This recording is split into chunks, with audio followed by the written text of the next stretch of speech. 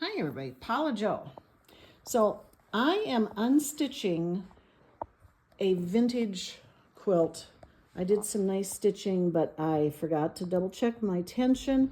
And so I am having to be very careful because vintage fabrics are usually a looser weave and they're more delicate.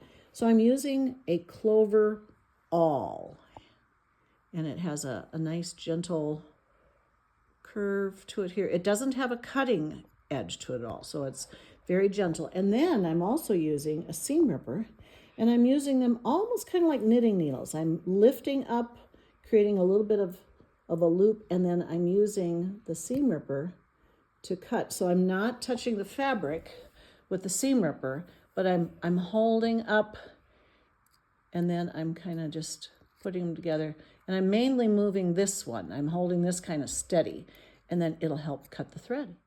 Okay, let's see if we can see this a little better. So I catch the thread with the awl and make it a little bit big and then back it out a bit. Bring this in, kind of roll this upwards and get it close and then push, ta-da, just like that. Works really well. So yeah, that's one of my tricks for unstitching, especially on loosely woven or delicate fabrics. Hope you find it helpful. Thanks. Toodaloo.